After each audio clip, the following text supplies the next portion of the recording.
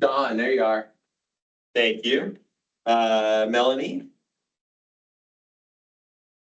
John? John? Jody? I'm here, and when there's time, we'll have a comment. Okay. Ron? I'm here. Jay? Somebody else just joined? Oh, not everybody. So there are committee members. We do have a quorum. Councilmember Spence, thank you for joining us. Thank you. We'll roll into preliminary general business, starting with announcements. And I believe we have an announcement. Yeah, it's kind of tangentially related to the Pedestrian Advisory Committee. It is, and you already know about it, it is Bike Streets. So Bike Streets is an app that is designed to be sort of like Google navigation, but for bikes. So it gives turn-by-turn directions, and it's also designed to focus on comfortable streets or routes that are not stressful. And their goal in theory is to make it comfortable from 8 to 80 for the ages, although Flagstaff is a real challenge for that. And they've been doing it in several cities in the US, and Flagstaff they've just started working with people here to try to get a set of streets that would work for that, starting with the foots, obviously, is the backbone, but then trying to link it up with a bunch of other things. And I'm one of those people who there's like a couple little links in there that could have my name on them, but most of it's done by this team.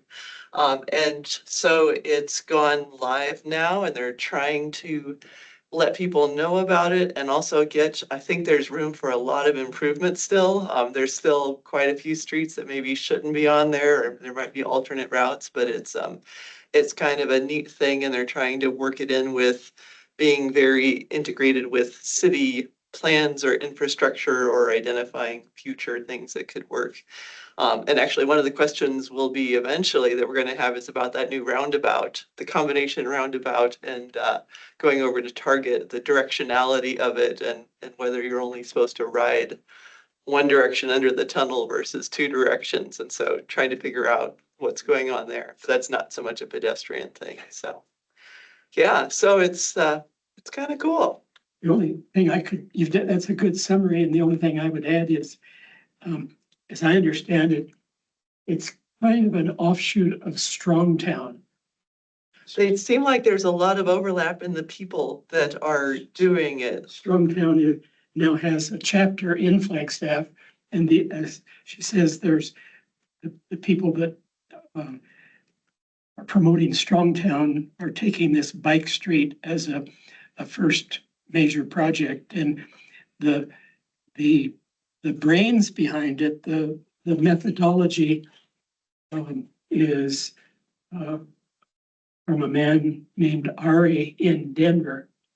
And as I understand it, it's a proprietary app, but there are ways to get around that, I think. There's a free component. So I do have a link that I could share with folks. There's a free component, and right now there's a paid component that is the proprietary part. It's based on OpenStreetMaps as an underlying data source. So anytime that's updated, they get the data from there, but then they also have their own set of field modifiers for a database that kind of takes that and morphs it into other things so that it'll still be updated whenever OpenStreetMaps is updated.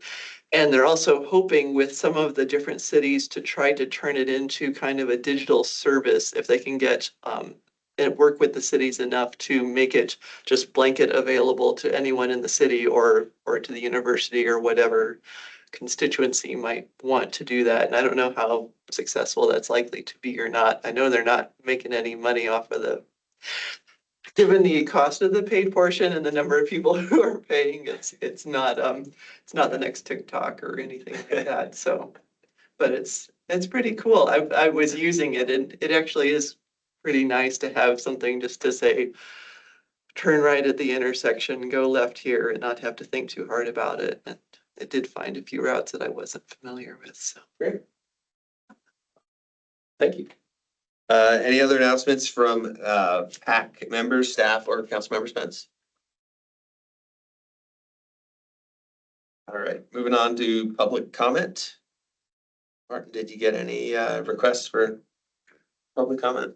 No, I do note there are two members of the public here Okay, online.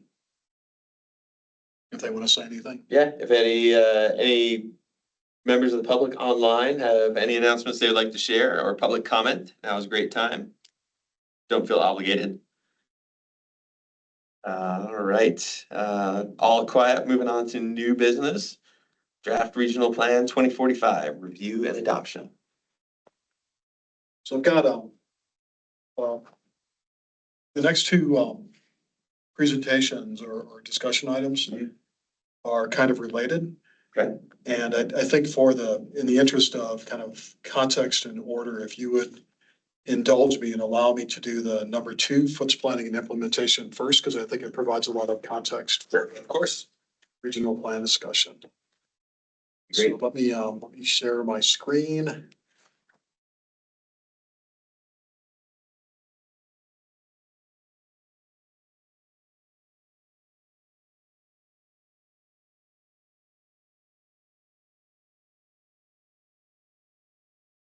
Should we switch screens? Do you want it on this one? Yeah. Better.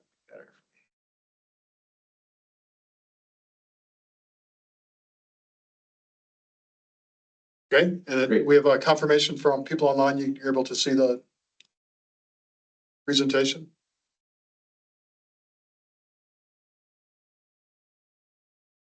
Okay, thumbs up from Ron. All right, thank you, Ron. Okay, this is, what I sent in the packet is a presentation that we made to Open Spaces Commission back in May. And, I thought it would be useful to provide it to this group for two reasons. One is, I think we go along through the years and your staff has a pretty good working knowledge of how all these things work, but we don't always keep track of who's on the commission, who's new on the commission, and what information that you have about how we go about our business. So this might be some of this information you may have heard before, you may know already. Some of it may be new. Hopefully you can learn something about how we go about planning and implementing foots trails. And then the second reason, as I mentioned before, is I think it provides good context for what we'll review in the regional plan in the second item on the agenda. So I'm not gonna spend a whole lot of time. I think this was like probably an hour presentation at the Open Spaces Commission. We'll go faster than that. And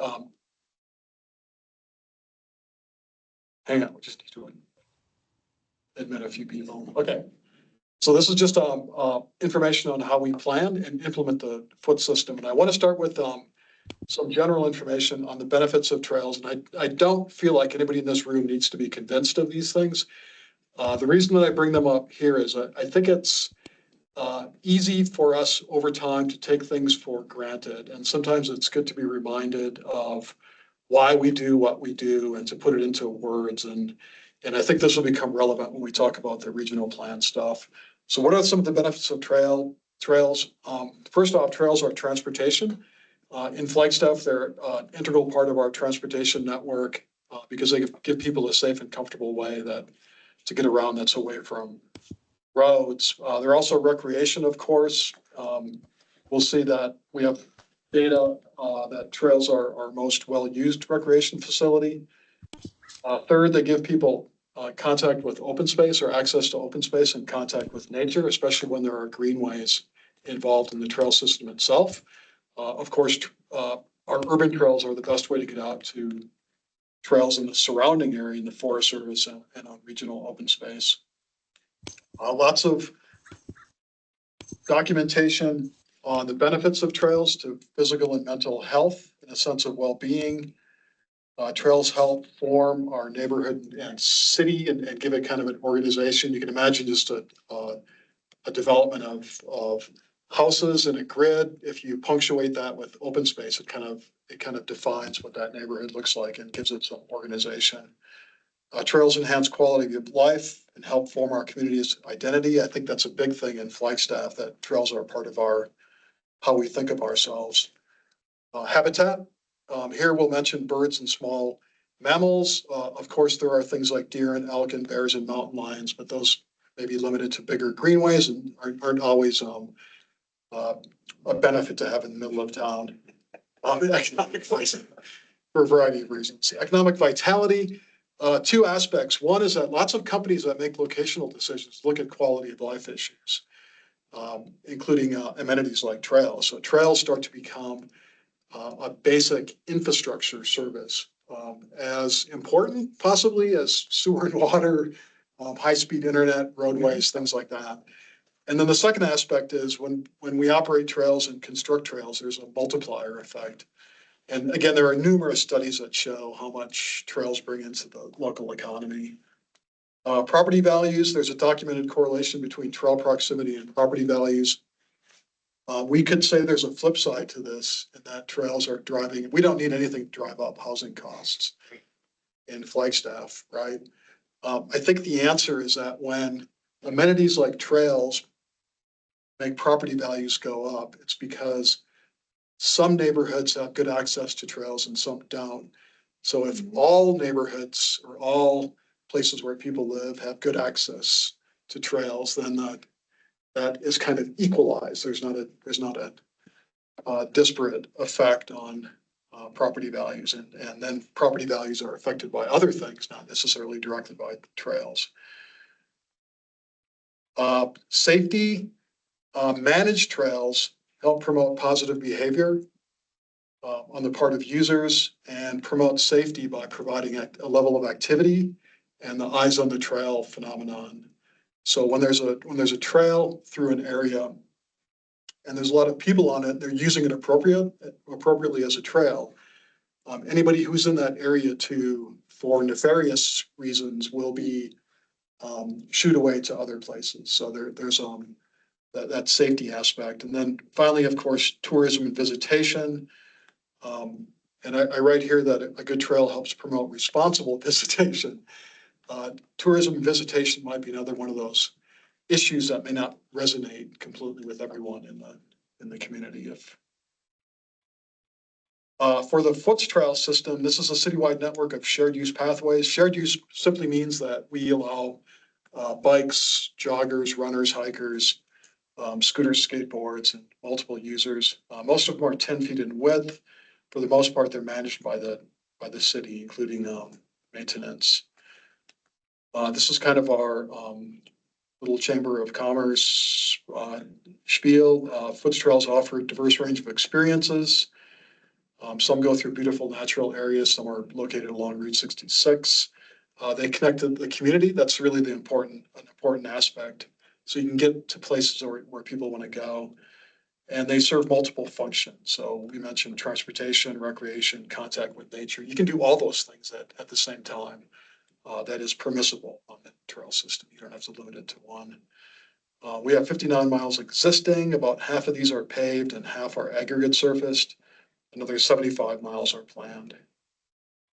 And this is what the current plan for Foots looks like. You can see in dark purple the existing, lighter purple dashed, or what's planned. Can you go back to that slide for a second? Sure. And your previous slide said what, 56 miles of current Foots? 59 miles, yeah. 59. Okay, now the next slide. So the solid lines were 59 miles. Correct. So have you added up how much additional mileage all your dotted lines would bring? 75 miles. 75 more. 75 more, yeah. So you're going to more than double if you could get all the dotted lines filled in. More than double. But keep in mind, that is a long-term plan. 10, 100 year? Somewhere. We could, somewhere in between, yeah. Oh, I see. You've got it. I didn't Yeah, see that. I didn't Thank cover you. that point. Yeah. Thank you. So this is some of the results of the surveys that we've done over the years. Metro Plan, the Regional Transportation Planning Agency, does a trip diary survey every 6 years. So we have 4 of those, and each of the 4 times that survey has been done, Foots have been the highest rated component of our transportation system. I mean, it's competing against things like traffic congestion, so it's not an entirely fair fight. Nonetheless, Stop with that first sentence. Yeah. I would do Yeah, that. sounds good with that. that one will just stop with that first sentence. We'd have to say compared to what? Milton or Sinclair Washput's better. Right, what was more enjoyable? About 85% of residents use the foots in the last 12 months, based on a survey of residents in 2021. We haven't asked this question for a while, so that survey is a bit old, goes back to 2009, but it was our most well-used recreation facility. And I've read something similar from other communities as well that, and it may not be, particularly fair analysis because foots are all over town, whereas parks are more isolated to different neighborhoods. And then on the transportation side, about 3/4 of bike commuters use foots for at least part of their commute. And again, we haven't done a survey of bike commuters for a while, so this one dates back from 2010. And then if you want to see more detail, we've done specific surveys of Foots Trail users in 2011 and 2017 to get an idea of how people use it, what their thoughts are about the trail system. Real quick history. The Foots goes all the way back to 1970s. In 1988, an ad hoc committee was formed and produced a report. It's online if you ever want to download it and look at it. 1989, our first trails were built. In 1995, a portion of BBB taxes were dedicated for construction and maintenance. That's kind of an important milestone because for the first time we had a dedicated funding source. And with a dedicated funding source, you can start to plan every year what you want to do with that money in terms of new construction. 2000, we kind of upped that and passed a 20-year sales tax, which included a set aside for Foots Trails. And then in 2018, that transportation sales tax was extended for another 20 years. So that gives us 40 years of or more, really 45 if you count BBB of continuous dedicated funding for trails, which is important for their development.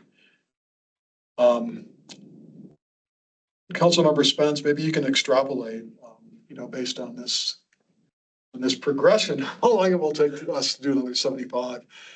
But whether the progression was geometric, it looks like between 1991 and 2000, and then again between 2000 and 2010, it's been a little bit slower from 2010 to 2025.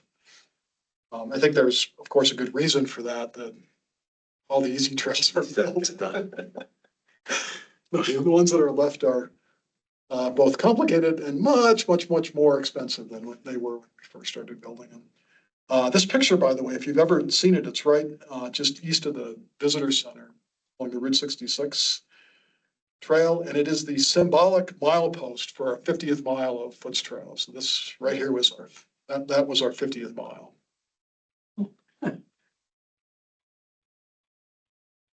Over the years, we've had a handful of documents that include Foots maps. These are all regional plans going back all the way to 1988 and the Growth Management Guide 2000 and up through the current regional plan, which is the 2030 version, as well as the draft that we're reviewing right now, which is the 2045 version.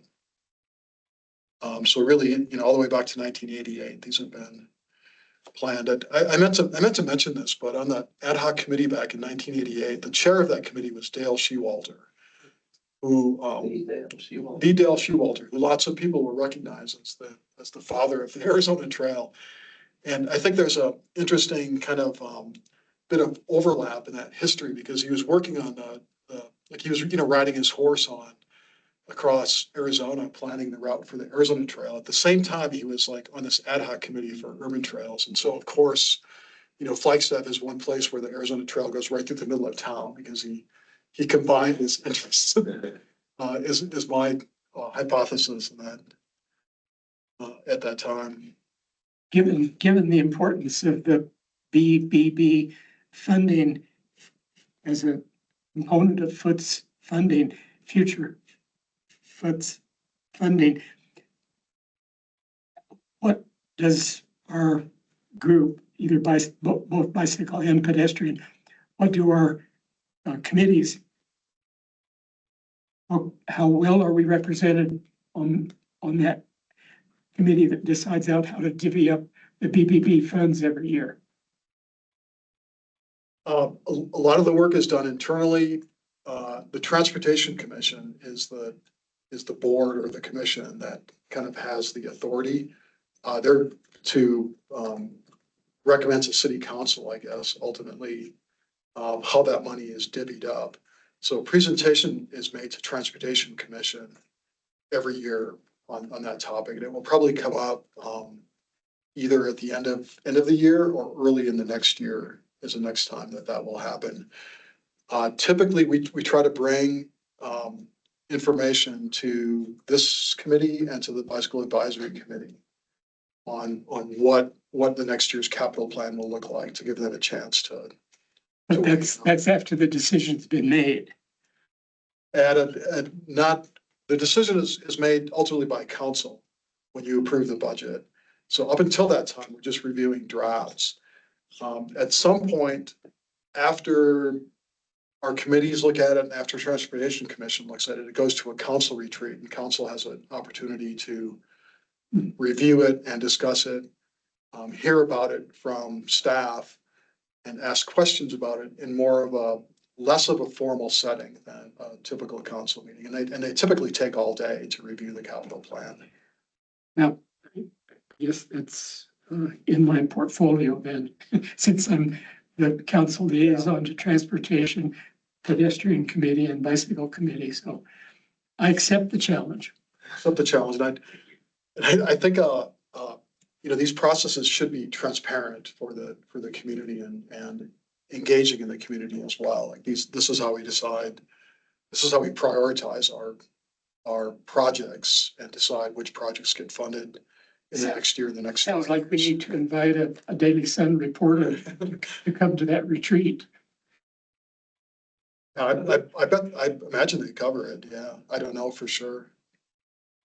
I don't know how many reporters the Daily Sun has, still operating. A few, I guess. So a bit about planning. That active transportation master plan, of course, this group was heavily involved with. It was adopted in November of 22, updated slightly in July of 23. It's our guide for walking and biking, and it identifies and prioritizes a number of different facilities, including foots trails. The work that was done for the ATMP was translated over to the current regional plan. So 5 new maps were included in the regional plan. You can see that map 26D is the map that shows existing and planned Flagstaff urban trails. Map 26E, which we'll look at a little bit later, are forest access and trailheads. That's the planning end. On the implementation side, there are 3 main ways that trails get built. One of them is private development. The second is through large city capital projects. An example would be the Lone Tree Overpass. And then the third is the projects that we undertake as foots projects, where we just build a foots trail. So in capital projects, I mentioned Lone Tree Overpass. Beaulieu University Roundabout has a nice underpass. Downtown Mile will have some underpasses and trail connections. And then Butler Fourth will also have an underpass and some trail connections. There's a theme here. 1 overpass and 3 underpasses. Actually 4 underpasses. Downtown Mile has 2 of them. For private development, this is an excerpt from the zoning code that requires new development to build needed public improvements, including foots trails. And the caveat is that the foots trails have to be identified on the regional plan.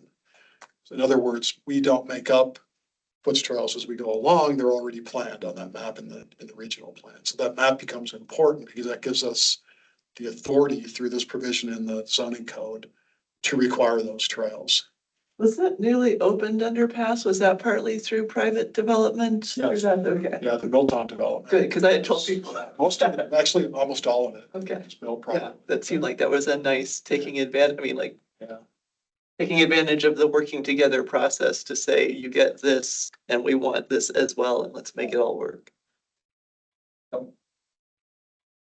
Also in the zoning code, there's a requirement for connections to the foots and to other regional trails when they abut a property. So, for example, Flag Junior Academy has a new campus up on the Mesa on Gemini, adjacent to bases. They also have a little trail connection that goes down to the trail, which is on the west side of their property.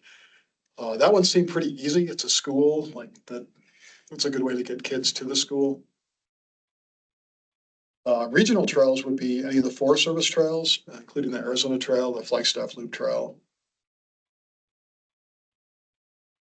Foots are also addressed in engineering standards, but that's kind of technical details about how trails should be built, what they look like, how wide they are, grades, slopes, materials, that sort of thing. When we work with either our own projects or with private development, there are a couple of considerations for how the alignments are. We always believe it's beneficial to include some version of a greenway in conjunction with the foots, and that's just like a natural or landscape area on either side of the trail. It doesn't always have to be large, like really, really wide. Even small, narrow corridors can add to the trail. I use the example of the Karen Cooper Trail right across the street from the library that goes out to Thorpe Park. And that greenway alongside of that trail is fairly small. It's made up predominantly, it seems, of Siberian elms. The Rio's adjacent to it, which washes out the trail, but it all seems to work pretty well. Like that's actually a nice little corridor, in spite of all those things. An example of a really good corridor is the greenway that goes through Ponderosa Trails, is up to 300 feet wide, and that there's no mistake, and that's a pretty significant greenway. I think of other parts of trails where there's really nothing on either side of it. Like I ride on the trail that goes behind Sportsman's Warehouse, south of Route 66, for example, and really you're kind of hemmed in between a retaining wall next to a railroad tracks and a parking lot for a big box store, which is still very functional for commuting, but not nearly as nice an experience for trail users. And so that greenway becomes important as part of the experience for trail users. In a lot of our planned trails follow natural features, but in other cases they're just kind of through the middle of a development. And in the first one, it's easier for us to plan an alignment because we follow the floodplain and we follow a hillside. It's kind of a natural alignment, and unintended. In other cases where it just goes across developable area, then we really have to work with the developers because that's land that can be used for detention basins, housing, commercial areas, or whatever. And so whatever we're taking for the trail kind of comes out of that land for other things. And so here, it's really important to, for the developers to be kind of committed to the idea of integrating the trail into their development and making it an amenity for the development. Another principle, for a long time, we built trails along streets because bike lanes on busy streets weren't comfortable enough for a lot of bicyclists. So we built a trail along the street. More recently, we're trying to build bikeways that actually are comfortable for most riders. And so we don't need to have foots along streets like we did before. So we're trying to promote a concept where foots are off away from streets, through the woods, through canyons, through rural areas, that then they have their own kind of alignments unrelated to the street. This is challenging.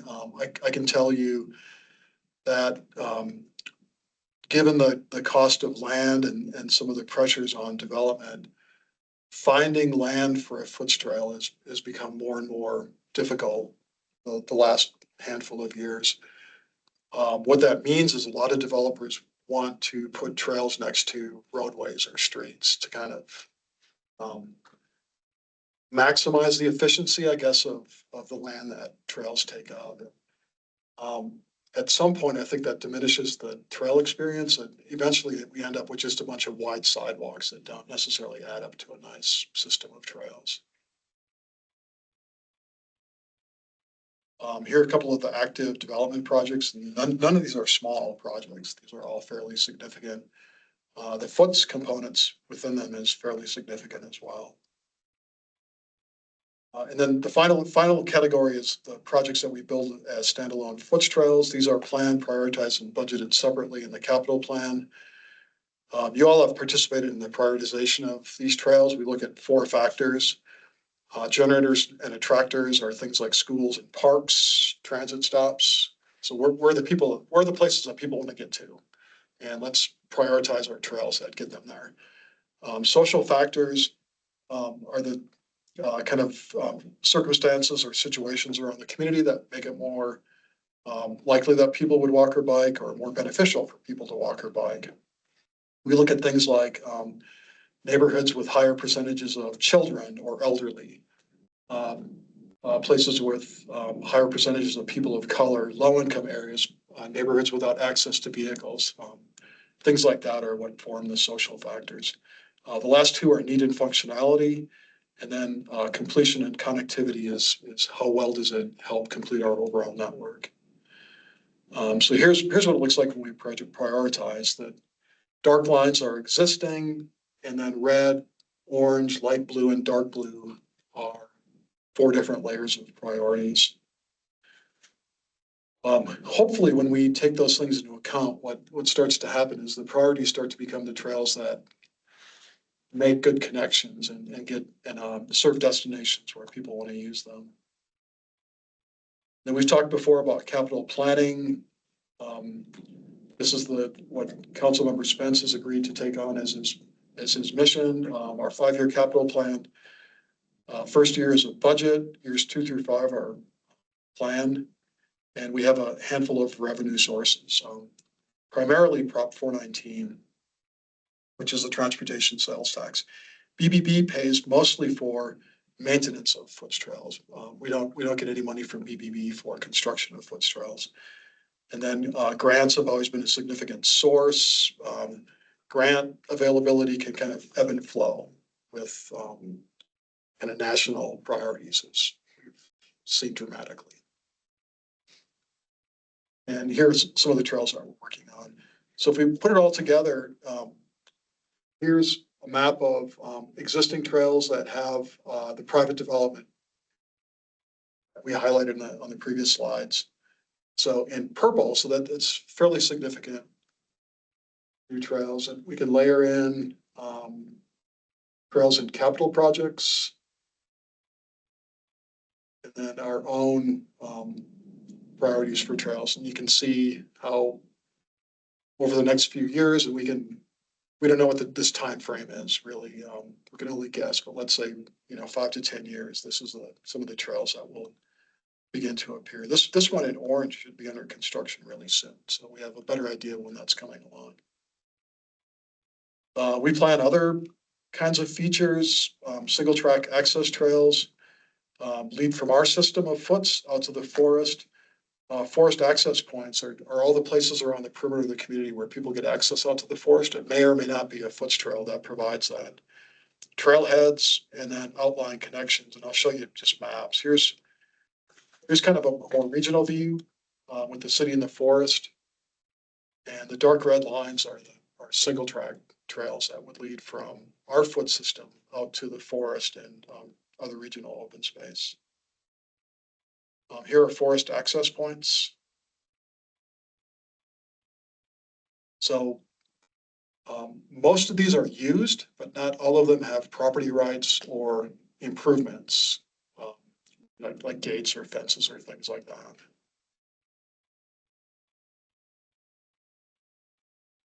Here are trailheads existing and planned. And then this is a really regional view, but and goes outside the city. But whenever we do, I'm sure I've told you this before, but whenever we do surveys about foots trail, we get a lot of comments about when are you extending a trail to Belmont? When is the trail coming to Kachina? And that's expensive to do. That would be a great undertaking, but I think it's going to be difficult. And so this was an idea of, can we identify like forest roads, for example, or closed forest roads where people are already already using them to get access from those neighborhoods into the city. And maybe it's a question of signing, maybe it's some minor improvements, maybe it's building a whole new trail, like out to Belmont. And then some would be, trails along major roads, like this is Fort Valley Road, here's Highway 89. A good idea, really, to be done in conjunction with other agencies, because it goes beyond the city. Just a little bit about regional coordination. We do meet with the county, the Forest Service, National Parks, Arizona Trail, some of the local trail groups every quarter. Flagstaff Trails Initiative, of course, was a product of that coordination. And then we're fortunate enough to have the Arizona Trail and the Flagstaff Loop Trail, which go through and around our foot system.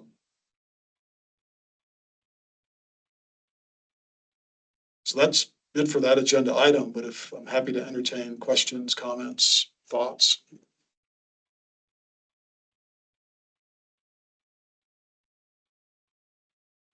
Was there new information in there? Or did you know most of this before? I think we've got it bits and pieces, like you said, over the past couple of years. So I think it was great to kind of go through it all again. So thank you. That was a great talk. We did it for Open Spaces Commission because they had a lot of questions about how those things happen, and they're not typically engaged in what we month to month and every year with the budget and the capital planning. They weren't as engaged in the active transportation master plan, so they didn't know a lot of these things about like the zoning code, for example, or how we were able to get trails built as part of new development. I didn't realize the ATMP was 3 years old already. Yeah. Time flies. It does. Any other questions, comments from folks? Very good refresher. I'm sure I probably heard most of it before, but there was a lot of it that I had not aimed to remember.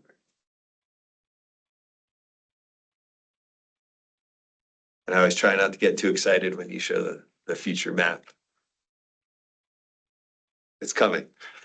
Within 100 years. Long term. Mark committed to it, Councilmember Spence. Remember that. There's be heck to pay if you don't complete it in 100 years, Mark. There will be accountability.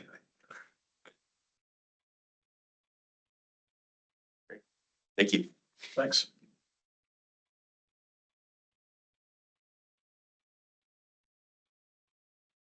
If you want, I can go right on into the next item, which is a draft regional plan 2045. Yeah, great. So we've got a couple of slides. First off, procedurally, the draft plan is in the final stages of approval. There are 2 public hearings scheduled for the Planning and Zoning Commission, one on September 10th and one on September 24th. Final approval is scheduled at council on October 9th. And then presuming that gets approved, it will go to the citizen vote on in May of 2026 for a mail-in, and then it will be approved. What that means is we're kind of taking the plan around one last time to commissions and asking for their input. But the comment process is a little bit different this time around. If there are comments, they would be sent directly to the Planning and Zoning Commission, the Regional Plan Committee, to staff, and to the City Council. And staff isn't reviewing those comments and deciding how they should be incorporated into the plan. At this point, the plan is in kind of final draft. So it would be up to the Planning and Zoning Commission to recommend any changes and to the City Council to adopt any changes to the current document. So if we send comments, that's kind of how they would be handled and where they would go at this point in the process. So we're very at the very tail end of what's going on. So one thing that changed since the last time you reviewed it, which I believe was either at the end of last year or the beginning of this year. Yeah. Okay. On the Foots map, trails have been color coded by the status of property rights. So there's one color if we have property rights and another color if we don't. Trails have been generalized on large parcels to show less distinct polygons in place of lines. And a disclaimer has been added to it that basically says that the trail alignment is conceptual and could be adjusted or determined during development. And this was per discussion and council direction from May 2nd. And I'm gonna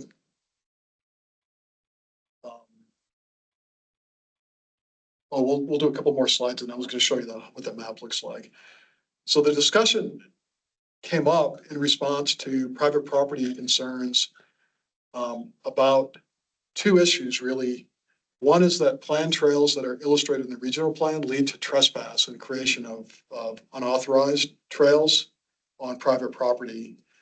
And second is that when people use those unauthorized trails, it leads to problems with illegal camping and transients.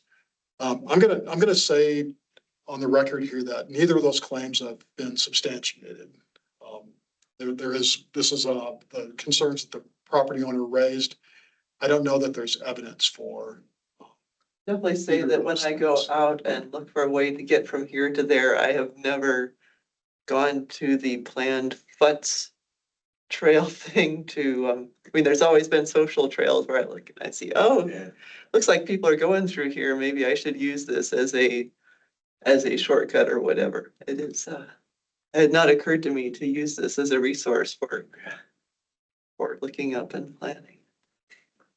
There are lots of trail maps available online. at Strava. Sources, Strava, Trail Forks, All Trails, Google, OpenStreetMaps. We could go on. Topo has a lot of the unofficial ones, yeah. When we look at the changes that were made to the FOOTS map, this is kind of my assessment of the impact. I think we'll still be able to require trails as part of new development for that zoning code requirement that we saw previously. I do think it will impact our ability to work with developers. We don't have a really strong foothold on directing developers on where trails should be or how they look. That has been a challenge. I think that will remain a challenge. I think the lack of specificity kind of takes away the part of the regional plan that is our intent for where a trail should be. And again, I would refer to kind of the two different situations on a private property. One being if there's a distinct canyon, like let's say the Bow and Arrow Wash. I think it's pretty clear where the trail goes in the bottom of that wash. It wouldn't seem to work to align it anywhere else. That's one situation. The other situation is where the trail just crosses otherwise unencumbered private land. And in those cases, we didn't really have much of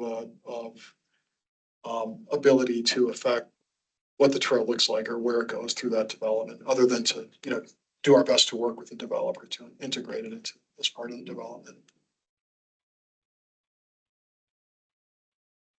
So let's see if we can do it from here. Call up that so you can see what that map looks like. This is one of the links that was in your packet. This is the urban trails map. And we can see that, oops, you can't see that, can you? I can see it.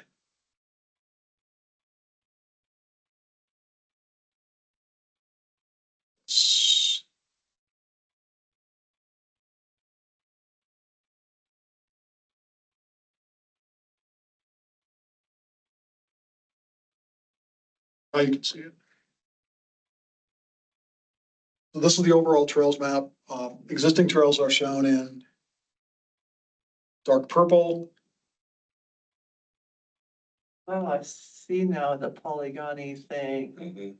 The polygony thing. So trails, Using some, Yeah. planned trails are shown as dashed lines that are purple where we have property rights and as orange where we don't have property rights. And planned trails on parcels of 400 acres or more where we don't have property rights are shown as kind of these generalized. These are actually polygons. So this trail, for example, follows the Bow and Arrow Wash. but that's the one everybody uses already? Is that one of the one I'm thinking of, or is that another? Yeah, no. Lots of people use it. It connects over on the. Yeah, Yeah. That goes to CCC. yeah, that's a very nice way to get there. So this trail follows the Rio to Flag. And then this is a piece of state land. So there's like, you know, the more you zoom out, the more it looks like a line. The more you zoom in, the more kind of general it becomes. But you can see where it wants to make connections, like a connection here, here to Woody Mountain Road, down here at the Loop Trail, over here where it leaves the parcel. And this is a piece of state land. So 2 trails planned kind of on either end of that future development. This is also state land. So this is just a trail that goes across. So you can see there's no information about the alignment, but there's information about kind of where they connect at either end.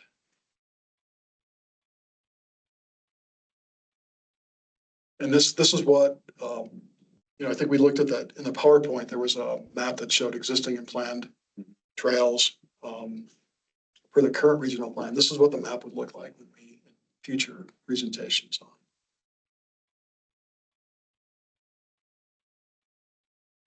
Trail system. Let me go back to the PowerPoint here. I have to stop sharing.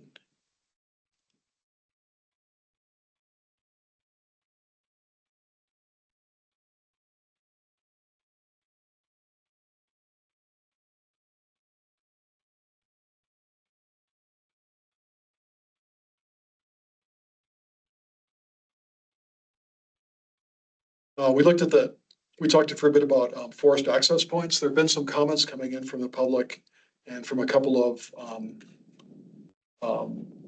trail advocacy groups about expressing an interest in showing those forest access points on the regional plan. So that is being considered.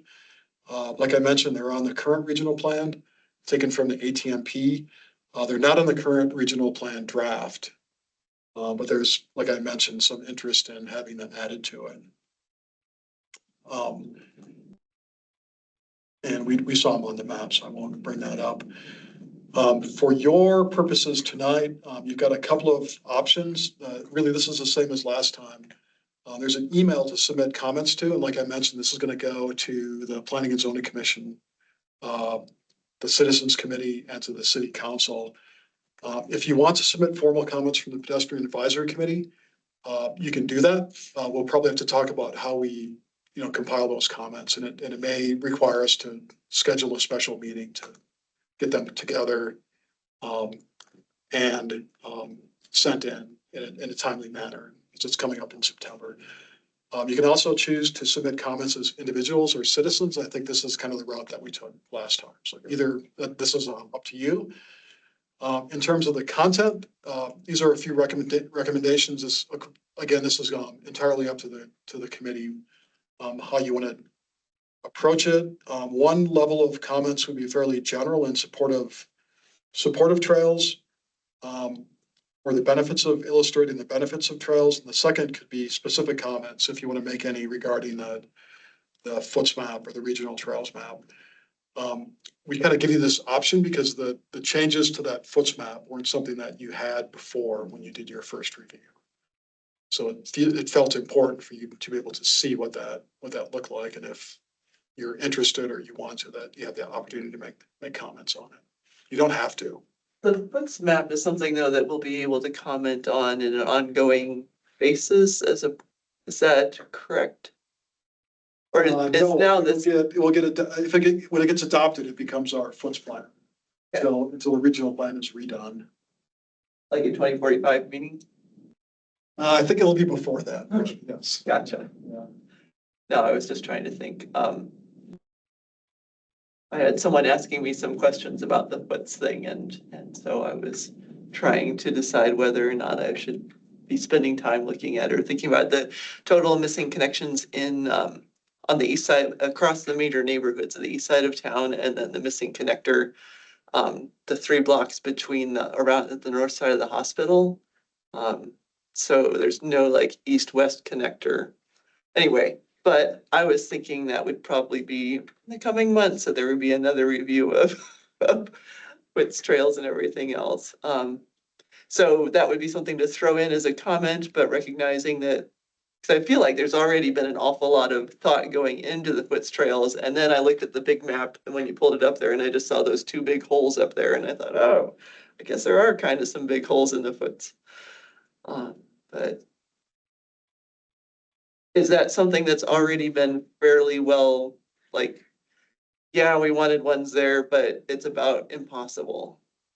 The one I'm thinking of is along, what's the name of that street that crosses over the Mesa Top? Cedar, Lockett, whatever it is on the west side where it goes on the north side of the hospital. There's like a section that would connect it to the trail that goes. So we have like no connectors across this from here all the way. Well, we don't have any. I mean, this one's, that's a long ways from happening. And so there's like a 3-block missing section here that only has 2 driveways in the whole thing. And so somebody was asking me about that. And first I thought, oh, that must be a planned foots. And then I looked and no, it wasn't. Like along Forest or somewhere? Yeah, that was the thing for people commuting either from here to the hospital. It's kind of like a broken, that there's this big gap here and then also kind of the big gap there. But Yeah, I would say that, Sunnyside is kind of a gap. I think all of Country Club is kind of a gap. yeah, There are other gaps, but it's Yeah. generally because there are few opportunities. yeah, Given, the extent of development, already in that area. There aren't many opportunities to find a place for a foots trail. yeah, that's why I wasn't sure. For that hospital section, there at least wasn't any construction on any of the street there. I mean, it's kind of there's parking on the north end of that hospital doctor's building, and there's kind of the steep drop into, is it Schweitzer Wash there? For that second block. But yeah, it was, it's interesting. One of the ways that we can mitigate that is improving the ped and bike facilities along those streets. Like a lot of cases, there's a sidewalk. There's bike lanes in some cases, but we might be able to do something better than just the standard bike lanes. So that really, that's the reason, is that like just few opportunities for a place for a foots. I feel like it was pretty late in the game for me to be saying this out loud, so thanks for even listening for it. I would not, like you, either if the committee wants to take it up or you personally, I would not discourage you from making comments. And I certainly might make a comment as a personal citizen, but I also feel like we have gone through a really rigorous process of going through these maps and all of that stuff. So I feel like the process overall, I think, has worked pretty well. I think there's, what you're talking about is really almost part of a bigger, kind of process maybe of when you think about all the ways that people get around town, like. Yeah, suddenly. Where are the hard parts? Like, where are the gaps? Yeah. Where does, bike streets identify a lack of comfortable? And at least, facilities? and I felt like Sunnyside to a large extent, I feel like I can navigate across Sunnyside much more easily because there are quiet streets and especially like with the bike streets thing. Yeah. But that section by the hospital, it's kind of a pain. So, yeah. Yeah, before the trails were built out of as part of the useful like TI, there was literally no, connectivity, comfortable connectivity between, the rest of town and everything from the mall Yeah. over, because it was really just 89 and 66 were the only 2 roads that connected. And neither had bike lanes, neither had trails. So getting from anywhere in that part of town back over to That one, yeah, this side of a town total bottleneck. it was cut off. Yeah, it was a bottleneck. It was a bottleneck and then cut off essentially. So the foots trails really helped that part. At least there's a way. I mean, we're still working on it. That's a work in progress, but there's a better way through. I spent some time actually out there on those foots trails and it's,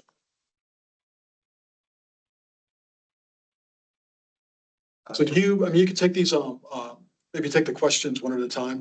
How do you want to talk about how you want to provide comments, or if you want to provide comments and then? For my thing, I'm fine with doing mine as a private comment, because I feel like we really did do an awful lot of discussing before of priorities and everything else, so I'm not feeling like I want to Yep, I raise agree. that. I'll say first, Martin, thanks for flipping the order of the presentations. That was actually, now I see why. It was great.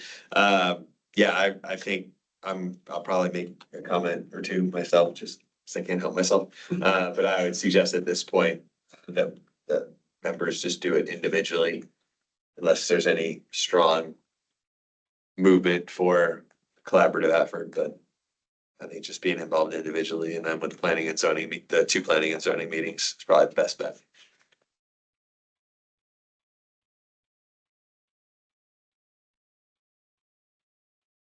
We're calling, I'm staring right over your head. I'm not staring at your forehead.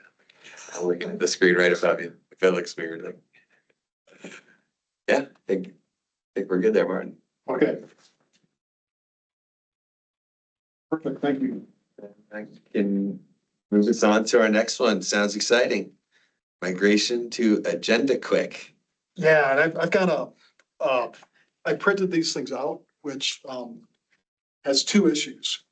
One that ended up with like 4-point font on them, and two, like most people are online. I can't like hold this up to the camera or something. And I don't have access to this PDF here at this computer. Do you want to, I can go and send it, get a version of it that we could show on the screen. I'd like to have it available when we go through and talk about it. Do we have, are you okay if we do that? Sure. Just take a few minutes break. Yeah. All right. I apologize for that. Session, but, Oh, that's okay.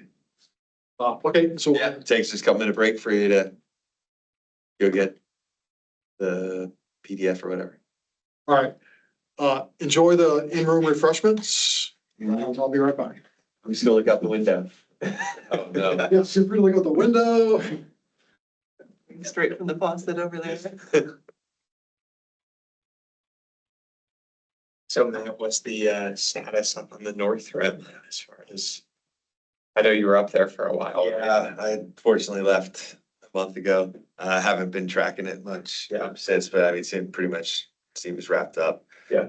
It didn't burn onto the forest. I was specifically attached to the Kaibab National Forest. Yeah. And the park was doing their own thing. And it didn't really burn as much on the Kaibab as we were anticipating, at least on the west side. It was crazy when I was up there, 5 days in a row. It was the driest day ever recorded there. Like Wow, July 25th, it was the driest July 25th ever. And then it was the driest July 26th ever. And then it was the 5 days in a row. And cause the fire it was holding like 12,000 acres, and then all of a sudden it was 100,000 acres. That's why, because it's well, it got a lot bigger while I was there. Then I left, and 2 days later it stopped growing. So maybe I wasn't really good luck for it. But yeah, it was the weather there was just crazy for those like 5 days, and the poor weather, the meteorologist that was attached to it just bringing bad news every day. That just more of the same, hot and dry and a little breezy. Arizona, apparently the Arizona Republic reporter has broken a story how the Park Service or the Forest Service didn't follow their own Not guidelines. the Forest Service. What? No, it wasn't the Forest Service. Who was not following their guidelines? Well, that article was focused on the Park Service. And I read it. I don't know what the park's guidelines were. But it was a strongly worded article, that's for sure. It was very critical. Finding fault, yeah. Yeah. So, but if it wasn't about the Forest Service, and moot point. Yeah, mean, to me, sort of, but no, it The Park was, Service doesn't fight fires. they do. Yeah, and they do a ton of fire management on the North Rim. They Yeah. have some of the best fire management of any of the parks Yeah. in the Western US. The North Rim fire team over the last 20 years has absolutely been amazing for creating a safer Yeah. environment for fires. But They're so much better than like what poor New Mexico had been dealing with Las Conchas. So in spite of all that good work, it got overwhelmed. It did, the wind went a crazy direction. I would not have been wanting to be the person who was told that there are some size of chlorine tanks. As soon as you bring in weird chemicals, I mean, that chlorine plume was potentially, when they had to model it, going down canyon, endangering a lot of people, and someone had to make the call of how big are the tanks? Is there a real leak? Every piece of that. So to me, no one died, no one got hurt. They had a really crazy wind, crazy weather, and structural firefighters are totally different than wildland firefighters. And so once it got to the chlorine area, but hopefully, I'm hoping that there will be a lot of good areas burned. There was a lot of low severity, like most of it was low severity. Yeah. But it needs The- there, yeah. The part where the lodge and the cabins burned was high severity because of the conditions. But Yeah, like yeah. the vast majority of it from the map that I saw, I think it was in the paper. That's what like I a was day or two thinking, because ago. I've been up there was enough and very seen what low. they've done before with that mosaic of previous burns. I Yeah. figured that if anything, an awful lot of it, and I think about like some of our previous fires where it's been, it's actually mostly met the goals that we would have for, we're Yeah. gonna have fire. How are we Yeah. going to have it? Is it going to be And big, it's small, like mosaic-y? the western side where it was like just miles and miles of dry mixed conifer, which is like stand replacing. That's the stuff that just turns into aspen up there. Yeah, yeah, And like, so that it didn't burn through all of that was a big win, I think. yeah, there is still some. Cause impact otherwise, there. cause there's like 15 miles on Highway 67 of just Yeah. that from the worm fire, I think. Yeah, yeah, that was another big Yeah, one. and That so, caused yeah, all the that didn't just wind controversy. up the Yeah. entire length of 67 was Yeah. as much as we like Aspen. So it was, But yeah, anyway, coming from the Park Service, I definitely get a little worried about stories being oversimplified or, yeah, yeah. understood. And it's hard when you have a historic lodge and those things going Yeah. on, so. We just, Sounds like a fascinating. yeah, we Sorry, just, the conversation. we kept ourselves, we kept a quiet time here. Excellent. Okay. Back to PAC. So a couple words about this. The city uses a software called Agenda Quick for processing agendas for both the city council as well as a number of boards and commissions. Okay. Ultimately, we will all use this system. The city council, I think, adopted it first, and then commissions have been slowly moving over to it. I think at this point, we're going to be one of the last that moves over to it. I'm not the last. I sent in the packet, there was a link to the kind of the city's agenda page, which has all the boards and commissions agendas on it. I don't know if you've ever navigated that system. I couldn't create our agenda and put it on that list because then we would have had two competing agendas for this meeting, which wouldn't have worked. But it kind of relies on a series of links to staff reports and documents to give you the information. I think that works pretty well. We've relied on links for a long time as part of our agenda instead of having, including a copy of the document. So that will look fairly familiar. If you get a chance, give that a try. I think we will be able to adapt it fairly quickly because I think we're used to the link system, but that's where our documents will be. Yeah. There will be, we've talked about a couple changes to how the agenda looks. I think all of the components that we have now will be there, but they may be in a different order or called something differently. So let's take a look at it. We recognize all these people. We have a call to order. We have a roll call. Public participation is generally referred to as an open call to the public in other meetings, as well as the city council. So we'll use that. In the previous agenda, there was an announcements section. That has been moved to the back and it's informational items from the commissioners and staff. So that's your opportunity to make those announcements. Before, where we had new business and old business, it's more typical for commissions to use action items and discussion items. So for this meeting, we had one action item potentially. and for public notice rules, we have to have advertised that we're gonna take action on something. Like, we can't take action on something that wasn't listed as such on the agenda. So for the public to see that it's an action item, they know that there's the potential for PAC to make a motion and take an action on it versus just a discussion item. It's just that. Now, the reality is we have action items maybe once every other meeting. And it doesn't come up as often as some other commissions, but this is what it will look like. Reports will get moved up and we'll have them listed individually. We have an opportunity with this format to type out a little bit of information as part of the staff report. So you could see like what, if we have a report on here, what we intend to say to you at the meeting, like this is gonna, that part of it's gonna rely on us in getting that information into agenda quick before we send the agenda out. So that may take us a little bit to work ourselves into. 8 is next meeting. So on our agenda, we have our next meeting for PAC is September 25th. Next transportation is October 1st. So that's where that would be announced, and then adjournment. That's what it looks like. We see 2 advantages to it. One is that it becomes consistent with the rest of the city. So if somebody's looking for our agendas and where all the agendas are listed, they can find us. And 2, there's the back end of this is there's a facility for doing minutes, which should make it a lot easier. And that's going to be a big plus. Mhm. We're looking forward to more efficient preparation of minutes. Okay. So I'll give you a chance if you have any comments, thoughts, questions. We have the ability to change things around a little bit if you feel like we want to do that. I think this generally reflects what your agenda includes now. It just looks a little bit different. Not even that different. Good, thank you. Not an old business or whatever it's called in the future.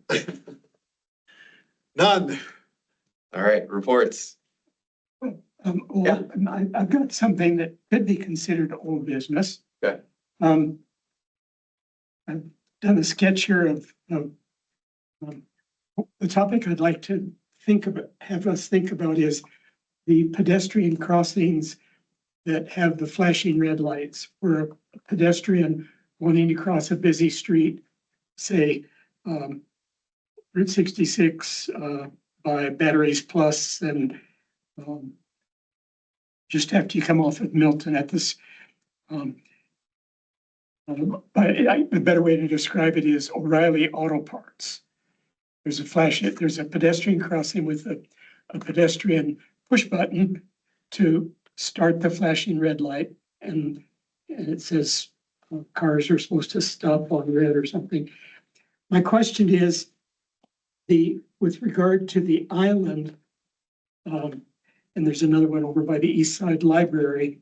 So a pedestrian pushes the button before they start to cross the street.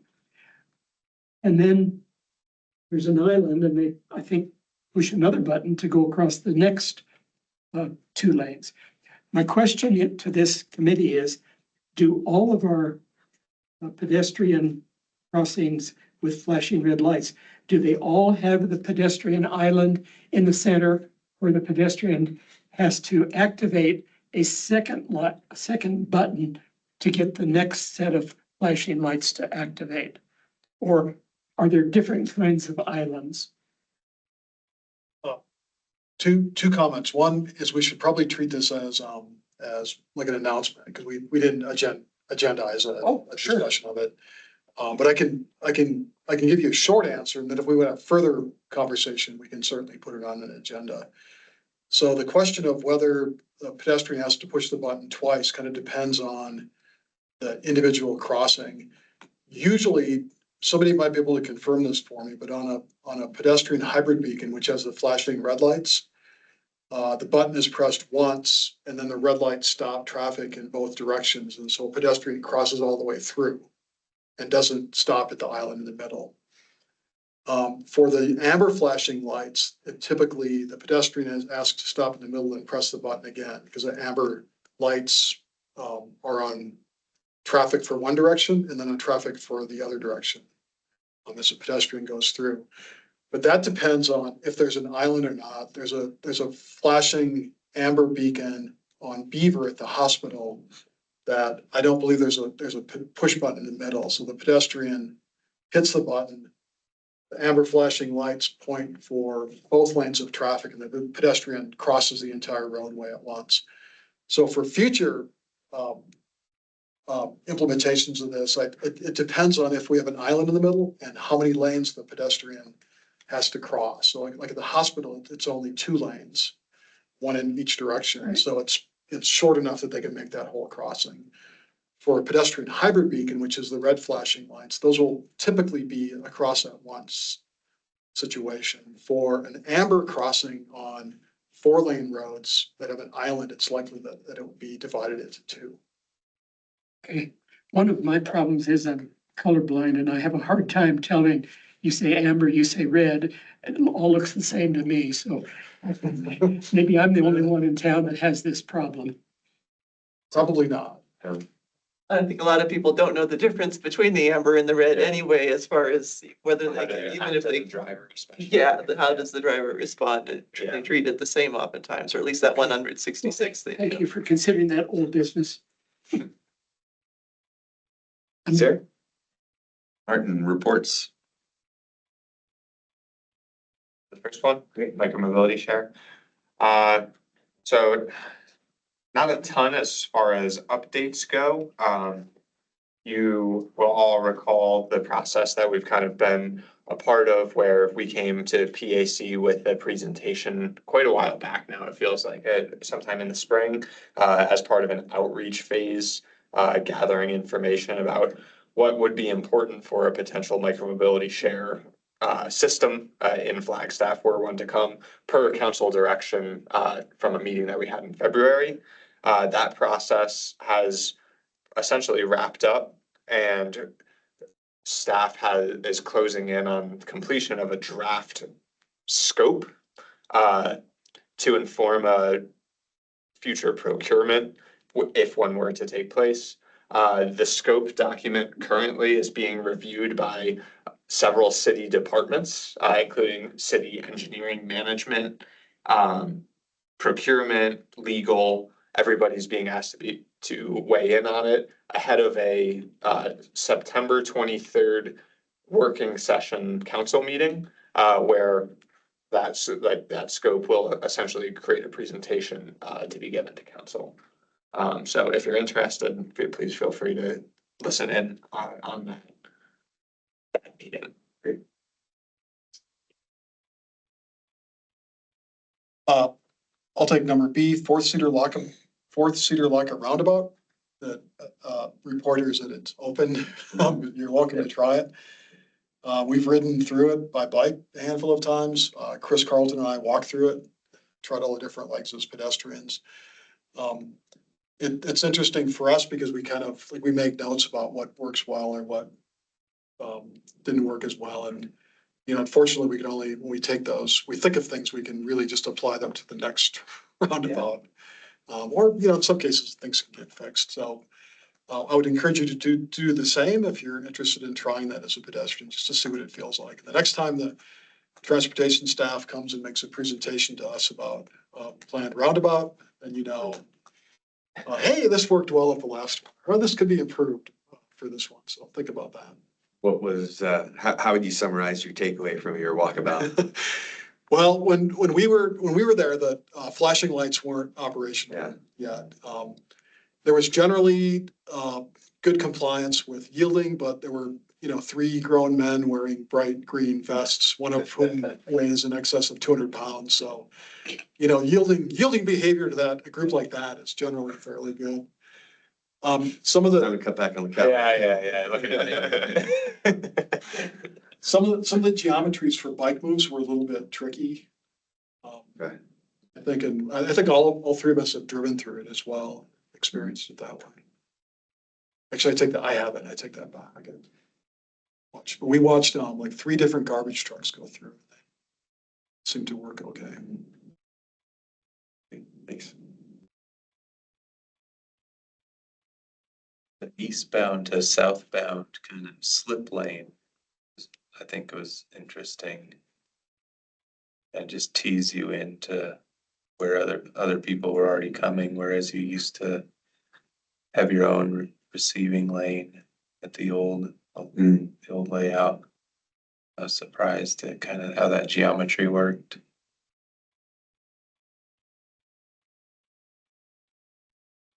You have any, thoughts?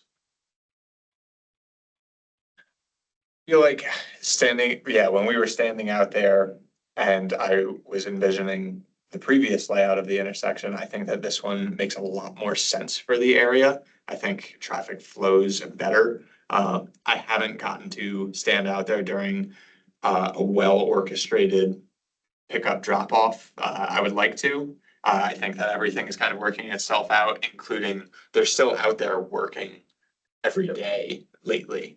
So once everything is in place and it has a little bit of time to settle in and people find their routine, I'll be interested to go out and see probably how pickup in the afternoon works and functions out there, and how students are interacting with the rapid flashing beacons and crossings. And there's still some striping to go in. I think that we've heard there should be some green paint for cyclists going in the crossing areas. So yeah, I like it. It's a very interesting project. I think we'll learn a lot from it. And I'm interested to see it like truly completed. Yeah. Yeah. Yeah, there was a very tight deadline to get it open. Yeah. But because it felt so under construction, like the day Yeah. that it opened. Yeah. Like you said, like didn't have any of the beacons, didn't have like much, like the paint looked like they had just run down and spray painted it like a half hour earlier, just to get it open. Yeah. But I will, like one observation I had, and I haven't walked it, I have just driven through it. But there were a surprisingly decent number of people on the internet saying it's not as bad as I thought, which is a win, right? Like, I mean, I'm in the internet comments occasionally, and like anytime it's like, oh, this is not as terrible as I thought it was gonna be, because people have just been complaining about it nonstop since it was probably announced. And I think a lot of people, when they had the first chance to go through it, I'm assuming mostly driving, thought, oh, okay, the world isn't coming to an end. Like people can figure this out. So I was heartened by that maybe people are willing to give it a chance. But interesting to hear the takeaways that the professionals had from it. Thank you for that. Keep chugging along. Yeah, safe streets for all. Sure. I can cover the next two. Butler Avenue Complete Streets. So this project was awarded, we're all aware of that. Then it went out to a procurement process. Several companies bid on it, or offered their statements of qualifications for it. A team was formed to make a selection and then ultimately interview with the top 3 firms. And one was ultimately selected to do the work. I assume that, Martin, that's all public knowledge at this point now, right? Or Probably. But ultimately, the firm is teed up to hit the ground running. They do a lot of work. They're doing a lot of the design for a lot of different parts of downtown. So they seem really solid to work with. They're moving into phase 1, which is environmental clearance. Their deadline for that is February 2026 to be complete. So that's per the grant requirements, they cannot proceed with design until environmental clearance is achieved. So they're aggressively pursuing that deadline so that they can move on and design take it from 15% to 100% design throughout the year of 2026. Yeah, it's very exciting. Yeah, that's awesome. Yeah. That's good to hear. Okay, moving on to streets master plan. This one is in a similar place. This went out there was a RFP posted and several consulting firms replied to it. Interview panel evaluated all of the responses. Top two firms were interviewed and one was selected to move forward with. That hasn't been finalized. We're looking to form a contract with them in November, so keep an eye out on that. But ultimately, we're very, very excited to work with the firm that was awarded. TA, I'll pass to Carlton. Sure, yeah, safe routes to school.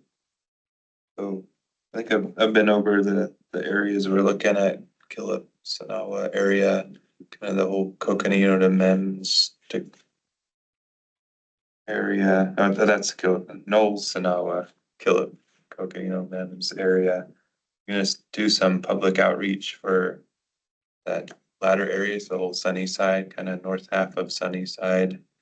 Should get some outreach going this next month, help identify where people struggle and all. We have some preliminary ideas too of what to do. So kind of juggling that as we go, but real preliminary. Connected to that, though, you'll see this sooner is, well, kind of connected to that is Cedar is getting repaved. So we snuck in buffered bike lanes while the pavement's in there. So that should go in with that setup now. I'll go in. And then also a little bit connected to that is there's an art project on the northwest corner of Cedar and West. And You're the same way, like where the kids cross? At the basin, yeah, the basin yeah, side. the drainage. Yeah, there's a wall that's crumbling down and they're gonna push that back and redo the corner. And we were able to get an engineering modification to shrink the radius to give that whole corner some extra room. And then the art should start going soon. The kids are back now and I stage on those corners to make my crossings and yeah, it gets pretty crowded. So I don't know if maybe maybe that was part of you were thinking all along, but I just thought of that when you brought that up, that when Coconino's in session, there's like 500 kids that cross there. yeah, you cannot make it through Yeah. class without going to say, going to get something. Yeah, Yeah. that's the goal. Ran some big trucks turning in there and they can still make it. It's gonna shrink by a bit. Might not look too drastic to everybody, but we created a measurable new square footage there. That'll go in with the art too.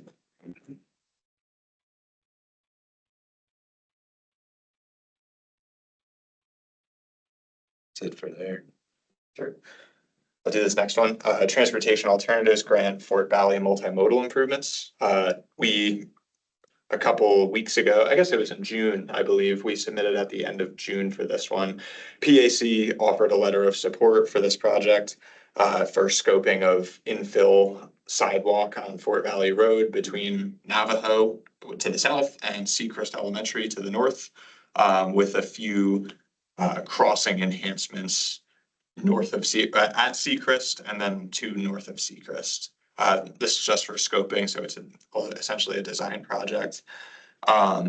We expect to hear back any day. Yeah. Pretty excited, we'll see.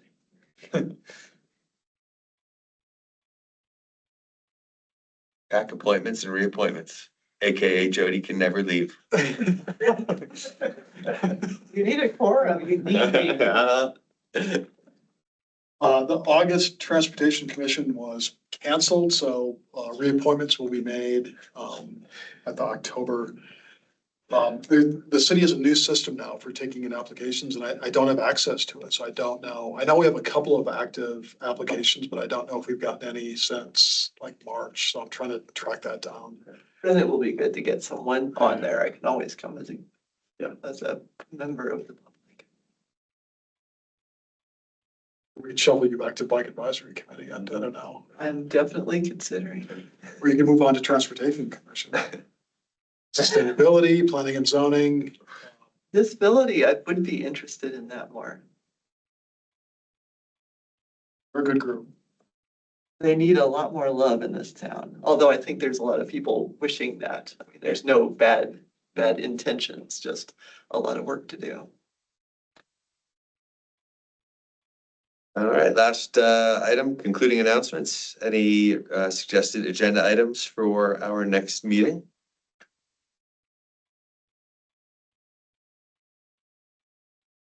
Hearing none, we'll identify the next Transportation Commission meeting on October 1st. There's always about a 40% chance that they have that meeting, so maybe they will. And with that, with my little dig at the Transportation Commission, we will adjourn the meeting. Thanks, everybody, for joining. Sean, Ron, thanks for joining online. We'll see y'all next time. Bye, guys. Oh, which one I'm waving at? Yeah, I was looking over there, but the camera's over there. That's all right.